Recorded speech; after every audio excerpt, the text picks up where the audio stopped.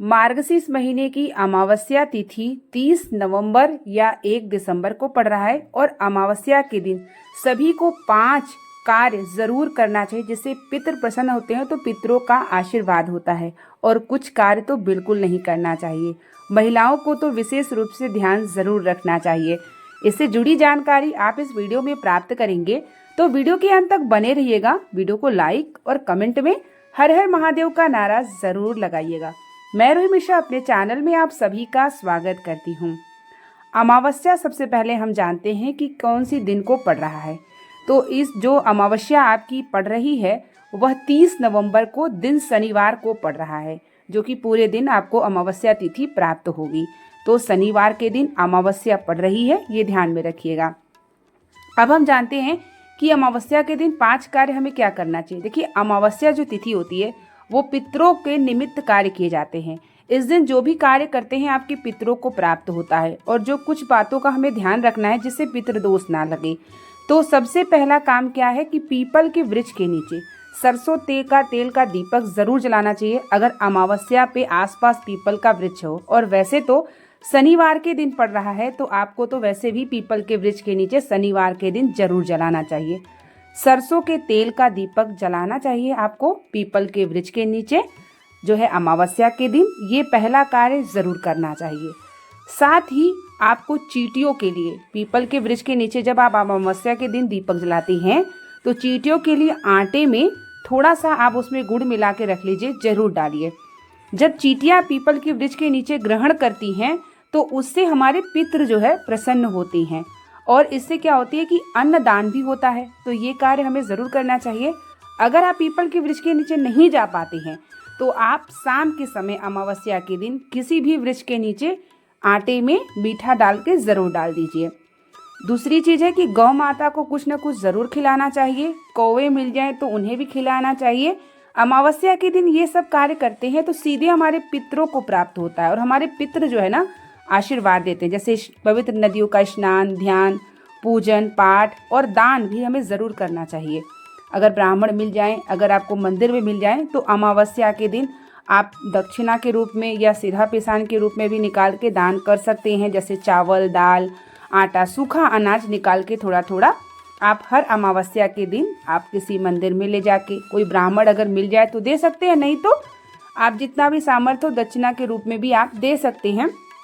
तो आप किसी भी रूप में अमावस्या के दिन पितरों के निमित्त जरूर करना चाहिए। इससे हमारे पितृ जो है ना संतुष्ट होते हैं और पितृ आशीर्वाद देते हैं। तो तीसरा ये हमें बना के रखना है।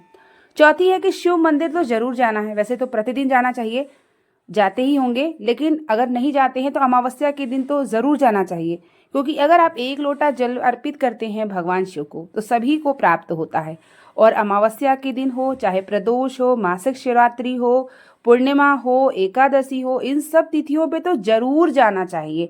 तो चौथा है कि शिव मंदिर जरूर जाएं, शिव जी की आराधना करें, जिससे सभी को भाग यह प्राप्त होता है। अगर परिवार का कोई सदस्य करते हैं तो चौथा काम आपको यह करना चाहिए। 5वां काम यह करना चाहिए कि आपको जो है बिना लहसुन प्याज का ही भोजन उस दिन बनाना चाहिए घर में।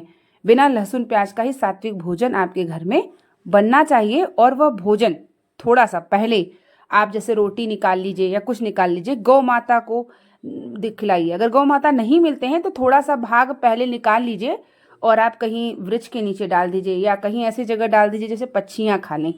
तो भोजन जो अमावस्या के दिन आप बनाते हैं तो पहला थोड़ा ज़रूर निकाले, निवाला जिसे कहते हैं, ये ज़रूर करना चाहिए। तो 5 कार्य आप ये करना शुरू करते हैं तो पितरों का आशीर्वाद मिलता है, पितृदोष समाप्त होता है, पितरों की कृपा होती है। तो अमावस्या के दिन पीपल के वृक्ष के नीचे दीपदान, चींटियों के लिए आटे और मीठा मिला के वो करना चाहिए, शिव मंदिर जाना चाहिए और अन्नदान जैसे सीधा पिसान निकाल सकते हैं।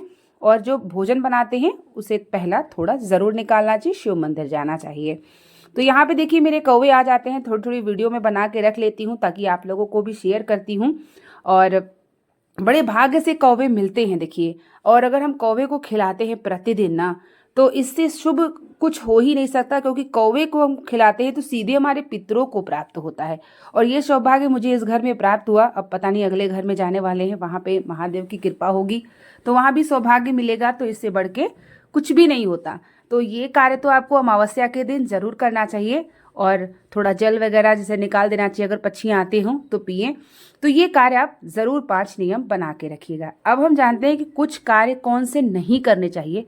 तो देखिए, सुहागिन महिलाओं को ना अमावस्या के दिन बाल नहीं धुलना चाहिए, नाखून वगैरह नहीं काटना चाहिए, ये सब चीज़ें नहीं करनी चाहिए। अमावस्या के दिन कुछ नई चीज़ें जैसे हम खरीदना चाहें तो हमें अमावस्या के दिन थोड़ा बचाना चाहिए, अमावस्या के दिन नहीं करना चाहिए। अमावस्या के दिन कोशिश करें किसी के घर का ना खाएं, अपना ही भोजन ग्रहण करें।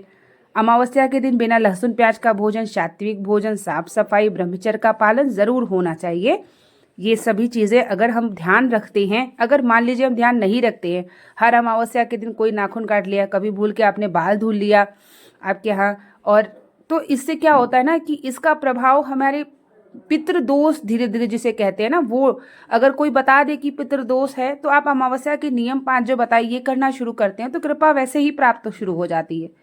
लेकिन कुछ हमें चीज़ों को जरूर ध्यान रखना चाहिए। तो ये सब कार्य पितरों के निमित्त ज़रूर करें। और जो चीज़ें ध्यान में रखनी है, बाल नहीं धुलना, नाखून नहीं काटना, साथ में किसी के घर का भोजन नहीं ग्रहण करना, और कोई नई चीज़ नहीं लेना, और सात्विक भोजन बिना लहसुन प्याज का होना चाहिए। बहुत ज़्यादा क्रोध, निंदा, ये सभी चीज़ों पे भी हमें ध्यान रखना चाहिए। हमें अपनी छोटे छोटे कर्मों पर भी ध्यान ज़रूर रखना चाहिए, और अपने घर के मंदिर में पूजा पाठ, मुख्य द्वार पे दीपक, रसोई घर में दीपक, जहाँ जल का स्थान होता है ना, वह पितरों का स्थान होता है, जहाँ रसोई घर होता है, तो वहाँ पर आपको जल के स्थान पे जो भी हंडा मटका जो भी आरओ लगा है वहाँ पे भी एक दीपक ज़रूर जलाया करें। देखिए, मैं यहाँ पर पीपल के वृक्ष की पूजा करती हूँ, वीडियो बना लेती हूँ, उसी के माध्यम से आप सभी को जानकारी शेयर करती हूँ। कभी कभी मैं सोचती हूँ कि बैठ के फ्रंट पे कैमरा लगा के आपको पूरी जानकारी शेयर करूँ, लेकिन मुझे ऐसा लगता है कि मैं जैसे पूजा करती हूँ आप सबको देखने में अच्छा भी लगता है, और आप लोगों को भी एक उम्मीद होती है कि हम भी ऐसे पूजन करें घर गृहस्थ में रह के। तो ये छोटी छोटी चीज़ें अगर हम ध्यान में रखते हैं ना, तो उसका हमारे ऊपर प्रभाव ज़रूर पड़ता है। मानसिक हो, शारीरिक हो, आर्थिक हो, इस सभी चीज़ें की जो है कृपा ज़रूर होती है। तो अमावस्या जो है वो शनिवार को पड़ रही है, और हर शनिवार के दिन तो पीपल के वृक्ष के नीचे दीपक ज़रूर जलाना चाहिए। पीपल के वृक्ष की भी पूजा मैंने अपनी यूट्यूब चैनल पे शेयर किया है, और ज़रूर से ज़रूर ये कुछ नियम हमें घर गृहस्थ में रहते हुए ये नियम बना करके रखना चाहिए, जिससे सभी देवी देवताओं के साथ पितरों का आशीर्वाद होता है। तो सभी कार्य में हम सफल भी होते हैं और उनकी कृपा आशीर्वाद बनी रहती है। तो 30 नवंबर को आपका अमावस्या है, दिन शनिवार है। शनिवार के दिन पीपल के वृक्ष की पूजा वैसे भी करनी चाहिए। तो मिलते हैं एक नई वीडियो के साथ, तब तक के लिए आप सभी को श्री शिवाय नमस्तुभ्यम, हर हर महादेव।